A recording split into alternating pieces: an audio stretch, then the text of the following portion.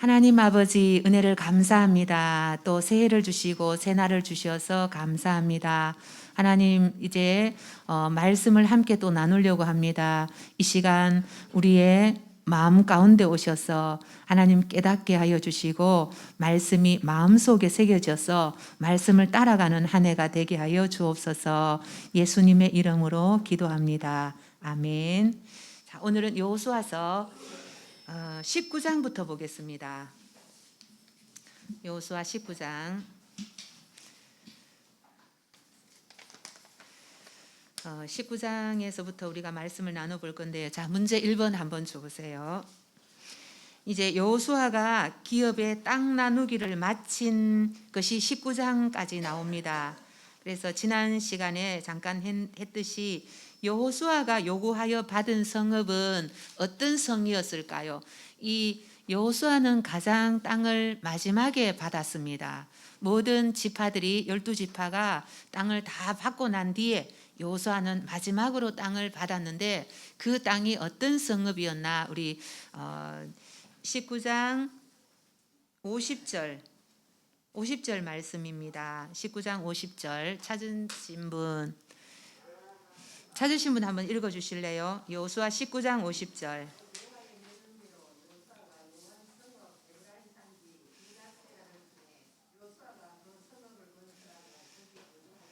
아멘. 네.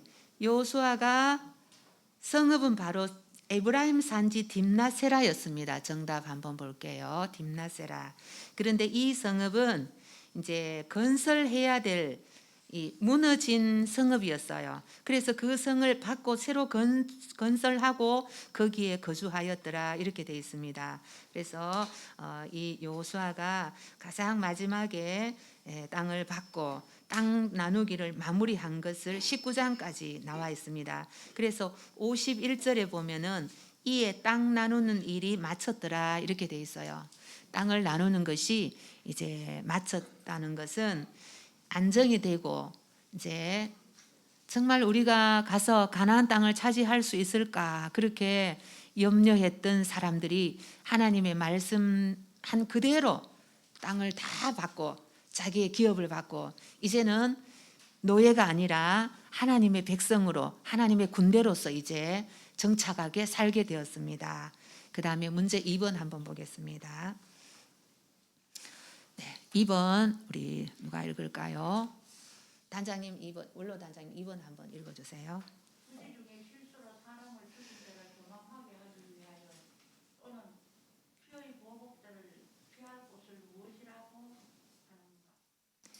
네, 부지 중에 실수로 사람을 죽인 자가 도망하기 위하여서 우리가 레위기서에 보면은 피를 흘린 것은 피로 갚는다 이렇게 돼 있어요. 그래서 사람을 죽인 자는 반드시 죽이게 돼 있습니다. 그런데 내가 저 사람을 죽여야 되겠다고 마음을 먹지 않고 부지 중에 실수로서 사람을 죽인 경우에 어떻게 하게 되느냐? 그 피할 곳을 정해 놨어요. 그래서 그곳에 가면은 이제 그 보복자가 그 안에는 들어올 수 없습니다. 그것이 바로 무엇이냐 하면은 정답은 한번 보겠습니다. 바로 도피성이죠, 그죠? 도피성을 해서 거기는 다른 말로 하면 피난처라고 할 수 있습니다. 이 도피성은 억울함, 원통함이 있는 자가 신속하게 피할 수 있도록 그 피해 보복자를 만나지 않고 빠르게 피할 수 있는 그런 곳을 만들어 놨어요. 이스라엘 전역에 여기 3번까지 같이 연결되어 있는데 이스라엘 전역에 6개를 두었습니다.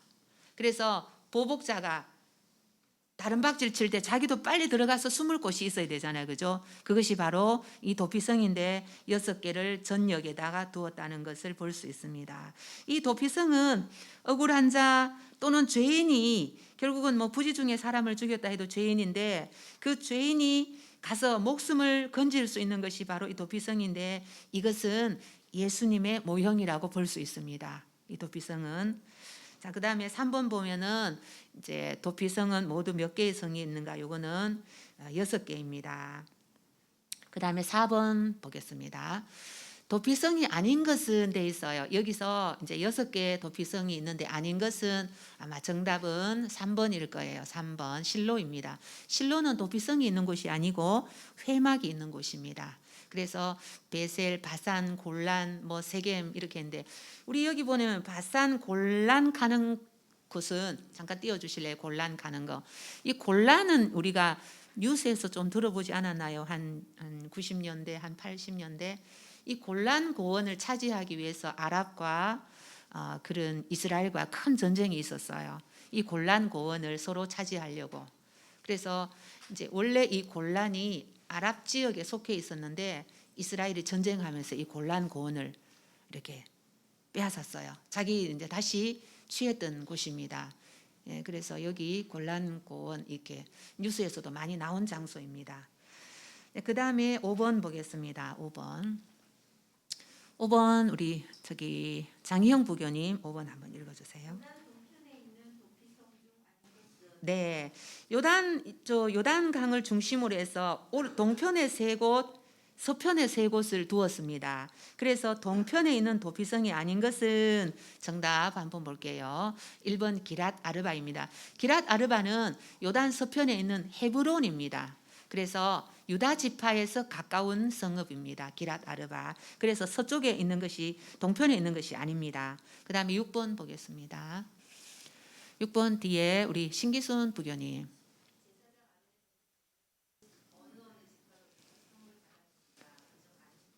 네. 제사장 아론은 이제 제사장들은 땅을 이렇게 한 덩어리를 받지 못했어요. 이스라엘 전역에 흩어져서 살게 되었어요. 그래서 지파로부터 각 지파에게 주어진 그곳에서 성읍을 이렇게 얼마씩 받아서 이스라엘 전역에 흩어져서 살았는데 이 제사장 아론은 어느 지파로부터 성읍을 받았는가? 요거 정답 한번 펴주세요. 네, 요거는 제사장 아론은 루벤 지파, 그러니까 동쪽 지역이죠, 그죠? 거기에서 성읍을 받았다고. 아닌 것은 루벤 지파입니다. 동쪽이 아니죠, 그죠? 그래서 유다, 시몬, 베냐민 이쪽 전부 서쪽 지역입니다.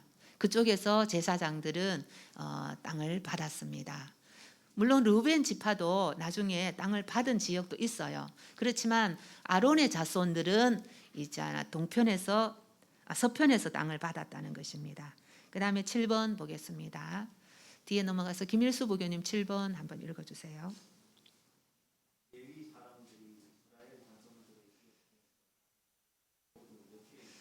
네, 아까도 얘기했듯이 레위 사람들은 한 곳에 모여 살 수 없고 흩어져서 이스라엘 사람들의 예배를 돕는 역할을 했습니다. 그래서 그 각 성읍에마다 얼마씩 받았어요. 전역이 흩어서 살았는데 모두 몇 개의 성읍을 받았는가? 이거 정답 한번 펴주세요. 48성읍입니다. 48성읍과 그 성에 딸린 목초지를 받았다고 되어 있습니다. 네, 48성읍. 그래서 여기는 우리 말씀 여호수아 21장 한번 찾아주실래요? 21장 45절 한번 볼게요. 21장 45절 다 같이 한번 읽어보겠습니다. 여호와께서 이스라엘 족속에게 말씀하신 선한 말씀이 하나도 남음이 없이 다 응하였더라. 아멘. 이제 레위 지파까지 땅을 나누면서 하나님께서 이스라엘 족속에게 말씀하신 그 말이 하나도 남음이 없이 다 응답되었더라입니다.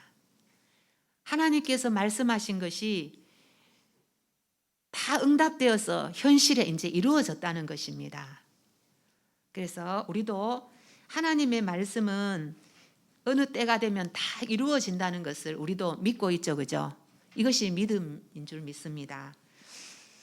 천국의 약속도 이루어질 것이고 우리의 또 가정의 모든 믿음도 이루어질 것이고 다 이루어지는 것을 우리는 믿습니다. 그 다음에 8번 보겠습니다. 우리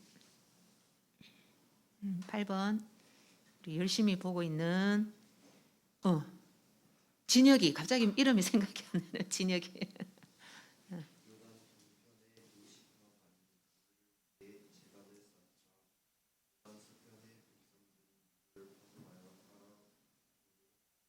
네. 이제 요단 동편 서편이 굉장히 많이 나오는데 요단 강을 건너야지만이 서쪽입니다. 강을 건너지 않는 것이 동쪽입니다.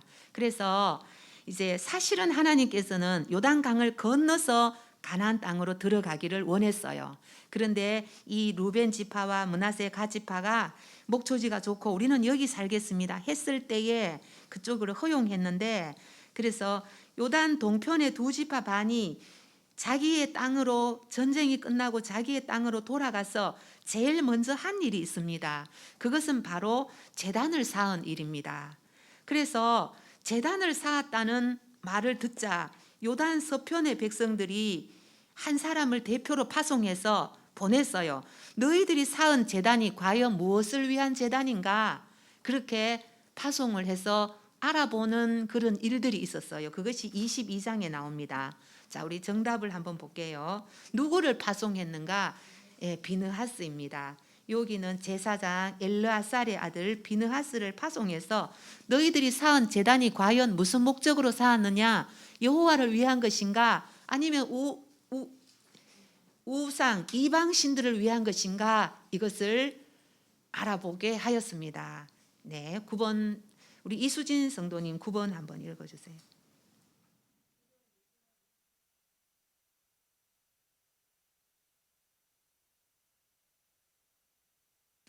네, 너희들이 제단을 쌓고 이제 이렇게 우리가 하나님을 거역하지 말라고 했는데 제단을 쌓은 목적이 뭐냐 하면서 다시 두 가지의 예를 들었어요.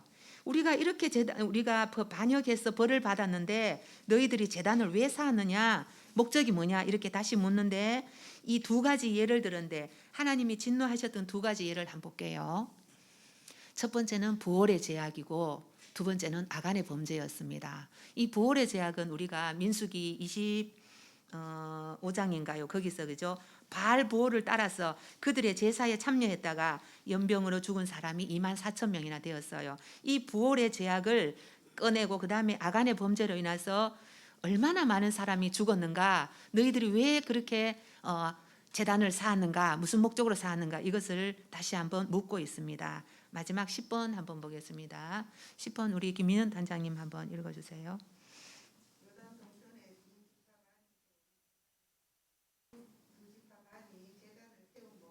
네, 이제 이 두 지파 반이 이제 자기들의 의견을 말하죠. 우리가 제단을 세운 목적은 다른 신을 섬기기 위함이 아니다. 요 정답 서로 후대 사이에 증거가 되기 위하여서 제단을 쌓았다 이렇게 했어요.